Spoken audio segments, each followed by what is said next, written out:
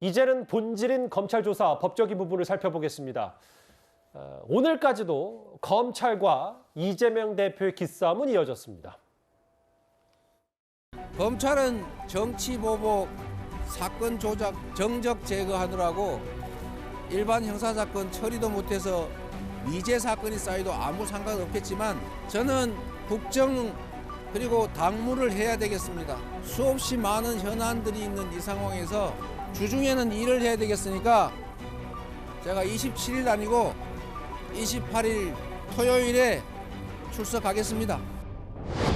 네, 이재명 대표가 당무가 없는 토요일에 변호사만 대동해서 검찰에 나가겠다라고 말했습니다. 제1야당 대표의 지위를 남용해서 검찰 소환 날짜와 수사 방식을 마음대로 바꾸고 법 앞에 평등을 무시하며 법치를 훼손하는 오만이 도를 넘었습니다.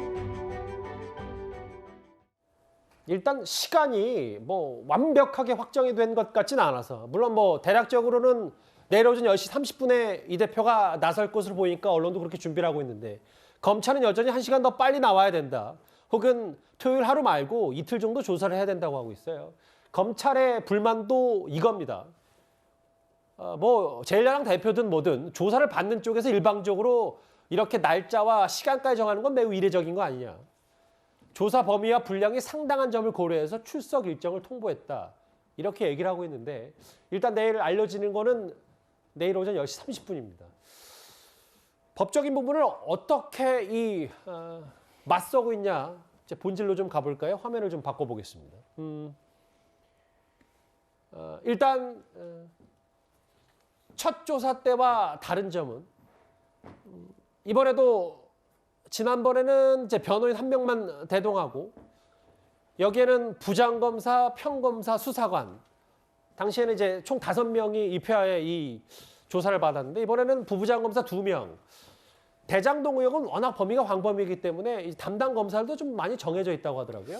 왜냐하면 이번 조사 같은 경우는 일단 두 가지입니다. 크게는 대장동과 위례 신도시, 이 두 가지에 대해서 이제 수사를 하는 것이고, 제가 알기로는 반부패 1부와 3부가 합동으로 지금 조사를 하고 있거든요.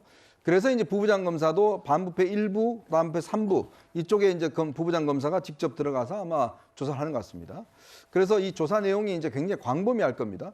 지금 그래서 검찰 입장에서 보면 한 100쪽 분량의 지금 질문지를 했다고 그래요. 그러면 이게 100쪽 분량이면 질문 하나 이 당 보통 한 4, 5분 정도 이렇게 한다고 보면 꽤 많은 시간이 필요하기 때문에 이번 한 번만으로 부족하다는 할 텐데, 저는 이재명 대표는 지난번 조사와 비슷한 양상으로 조사를 받을 가능성이 있습니다. 예. 일단 본인이 대충 지금 한 30쪽 분량의 의견서를 만들었다는 이야기가 있어요.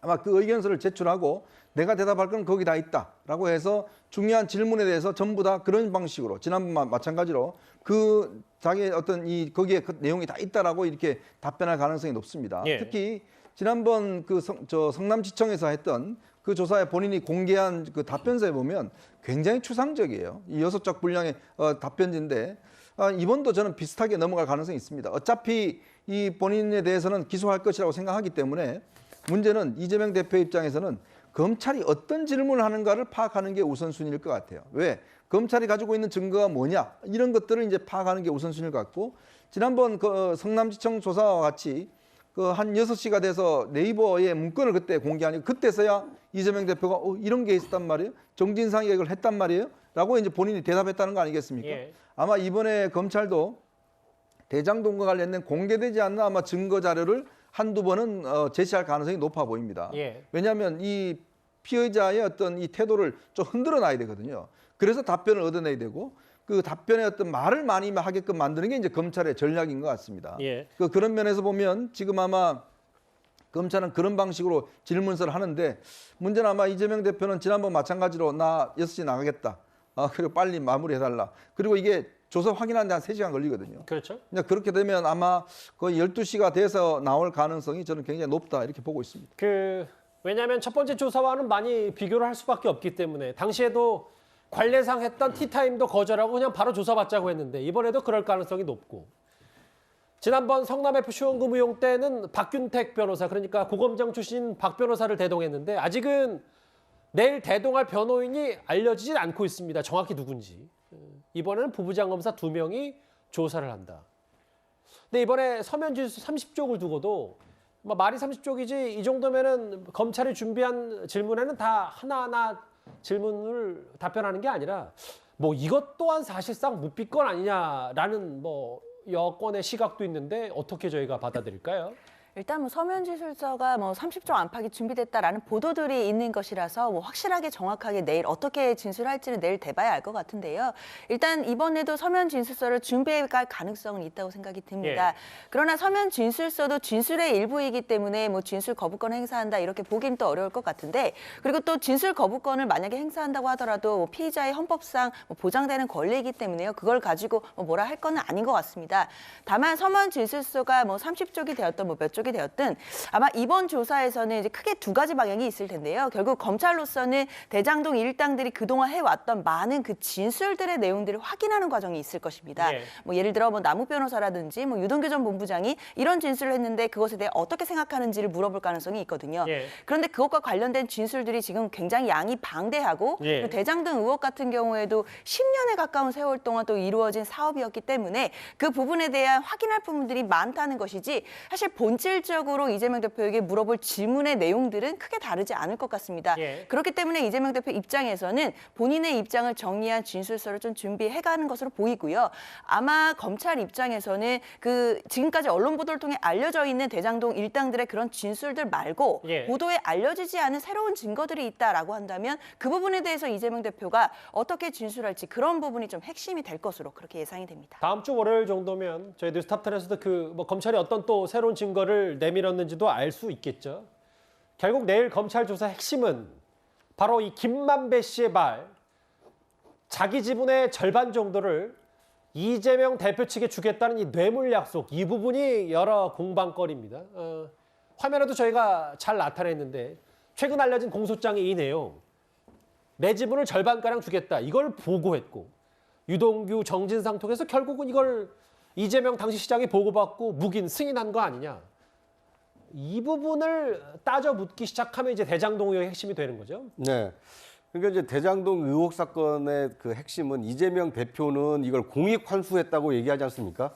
대장동 사업을 통해서 약 1조 가까운 막대한 수익이 발생했는데 성남시가 환수한 이익은 1,800억 정도밖에 안 됩니다. 그러니까 전체 수익의 20% 정도는 확정 이익으로 환수가 됐지만 나머지 80% 가까운 8천억 원 가까운 돈이 김만배 씨 등 몇몇 사람에게 막대한 수익이 돌아갔는데 이것을 과연 알고도 승인을 했느냐.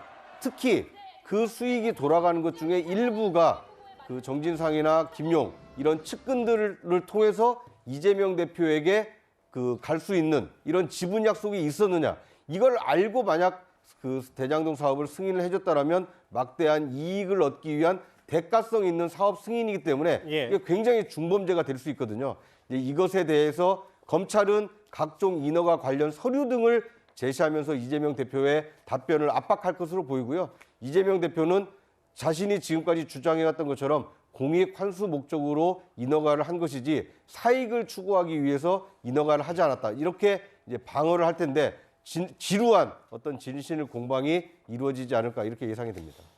뭐 428억 그 뇌물 약속 이 부분이 좀 이 말의 보고의 흐름이 가장 최근에는 화두였고 또 다음 화면 배임 의혹이잖아요.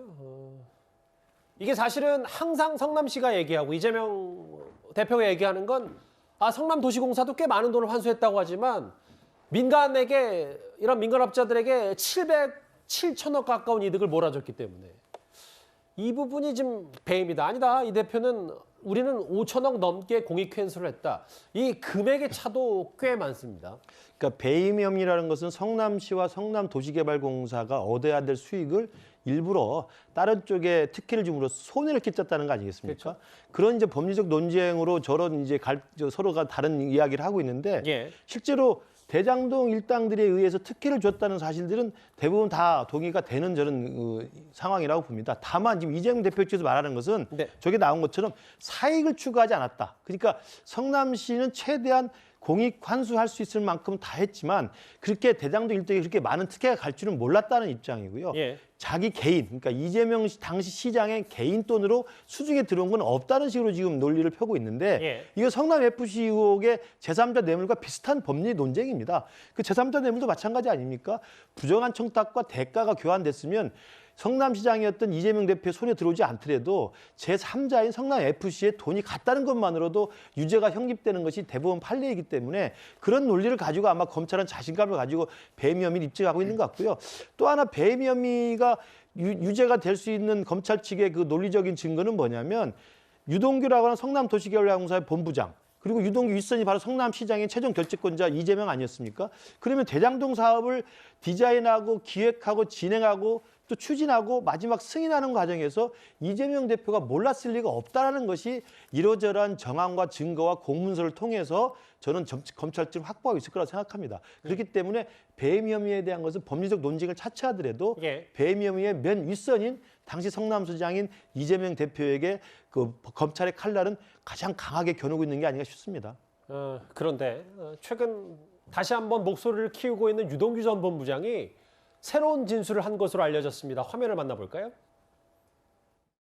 정권이 바뀌고 검찰 수사진이 바뀌니까 말이 바뀌었습니다. 불법 자금은 이론 본 일도 쓴 일도 없습니다. 다 거짓말 하는 사람들 아닙니까? 거짓말은 또 다른 거짓말을 날 거고 수많은 거짓말을 해야 될 겁니다. 너무 웃깁니다. 예. 정말 그 양심이 조금이라도 있는지 모르겠는데 그 양심을 떠났어요. 그분들이 자꾸 거짓말 하시면 이 부분은 또 법정에서 가릴 부분은 아닌 거니까 예, 진실로 한번 확실하게 가려드리겠습니다.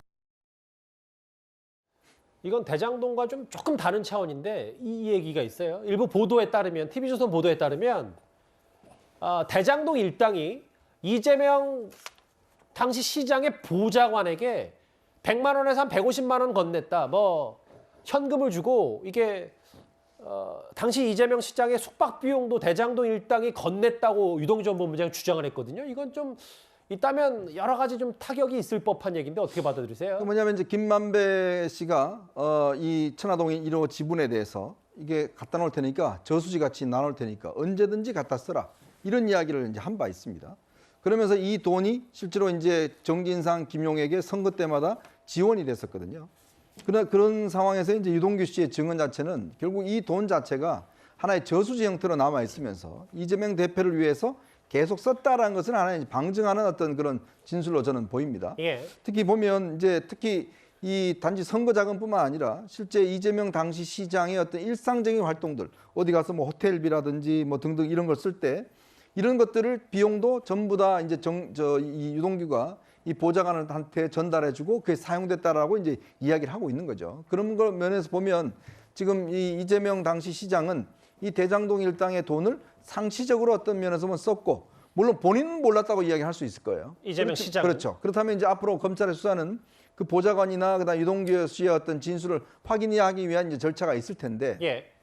그러니까 유동규 씨의 진술의 어떤 요지는 결국 이 돈 자체가 이재명 대표를 위한 하나의 저수지였고 이거를 크게 작건 간에 계속적으로 어떤 면 쓰여졌다. 이런 것들을 어떤 방증하기 위한 저는 증언이 아닌가. 그러니까 시장은 대장동 사업에 사인을 해줬고 민간업자에게 특혜를 몰아줬고 그 특혜의 저수지라고 불리는 돈이 많기 때문에 그걸 뭐 수시를 갖다 썼다. 뭐 이런 선거 자금으로 쓰고 그다음에 개인 일단 휴가 뭐 이건 갈 때도 증언입니다만, 쓰고 예. 뭐 이런 식으로 뭐 아주 다방면에 걸쳐서 이 돈 자체가 이제 쓰여졌다라는 것에 대한 하나의 저는 증언이라고 봅니다. 이거는 이제 유동규 전 본부장의 주장이고 증언인데 근데 뭐 상당히 새롭게 알려진 내용치고는 구체적이어서 시장님 휴가 가는데 호텔 예약 부탁한다고 해서 현금 70만 원을 줬다든지 혹은 뭐 날짜, 시간도 있는데 비서관에게 또 2021년이니까 또 비교적 최근이고 상수역 부근에서 500만 원을 건넜다고 했는데 이거에 대해서 민주당 쪽이나 혹은 아직은 뭐 이 부분에 대해서는 어제 나온 얘기이기 때문에 혹시 민주당 쪽의 반응이나 이재명 대표 측의 반론이 있습니까? 아직 뭐 공식적인 입장은 없는 것으로 아는데요. 일단 유동규 전 본부장이 일방적인 주장이라는 것 때문에 뭐 굳이 대응할 필요가 있나라는 판단도 있는 것으로 그렇게 보입니다. 일단 내일 또 이재명 대표가 대장동 의혹과 관련된 소환 조사를 앞두고 있는 상황이기 때문에 지금 별로 그 의혹과는 직접적으로 관련도 없는 유동규 전 본부장의 어떤 일방적인 주장에 대해서 또 일일이 맞대응하는 것도 사실 피로감이 있는 것도 사실입니다. 유동규 전 본부장이 그동안 그 증언 태도를 바꾸고 나서부터는 수많은 진술들을 쏟아내고 있는데요. 예. 뭐 비슷한 취재 얘기들도 많이 나오고 있지만 결론적으로 유동규 전 본부장이 이재명 당시 시장에게 직접 돈을 준 것은 없는 것으로 보이고 지금 저 얘기에 의한다고 하더라도 저 주장에 의하더라도 뭐 보좌관들한테 돈을 전달해줬다는 것인데 예. 사실 그 받았다는 보좌관들의 입장도 지금 좀 들어봐야 될 것 같고요. 예. 일단은 단순한 주장일 뿐이니까 지금 현재로서는 판단하기 어려울 것 같습니다. 이것도 좀 들여다봐야 되겠죠. 보좌관들이 돈을 받았고 2021년 5월에도 이 돈을 받고 만약에 이재명 대표의 뭐 관련 캠프 비용이나 선거 비용으로 썼다면 뭐 대장동의 돈이 그대로 들어간 셈이니 검찰도 이 부분을 잘 들여다봐야 될 겁니다. 검찰은 내일 조사를 마무리하면 이 대장동 의혹과 성남FC 후원금 의혹을 묶어서 구속영장을 청구할 방침입니다. 그런데 이 대표가 만약에 재판에 넘겨지면 당대표직에서 물러나는 당헌 80조를 두고 말들이 많은데요. 과거 이재명 대표는 이런 말을 했었습니다. 정치는 신뢰가 가장 중요하다고 생각하고요. 예. 도저히 견딜 수가 없다 이게 정치적으로 하면 저는 당이 국민에게 석고대죄하고 그 다음에나 겨우 규정 바꾸고 그건 당연히 내부적으로 당연한 일이고 규정 바꿔준다고 될 일은 아니고 국민에게 정말 석고대죄하는 정도의 사죄를 해야 된다고 생각합니다. 사법적 리스크 위험 부담을 당도 떠안게 되면 네. 그다음엔 걷잡을 수가 없습니다. 당원 이제 80조 기소되면 당직자들은 원칙적으로 당직을 물러나도록 되어 있지 않습니까? 네. 사실은 저 개인적인 생각은 그 원칙을 지켰으면 좋겠습니다. 이재명 당대표도.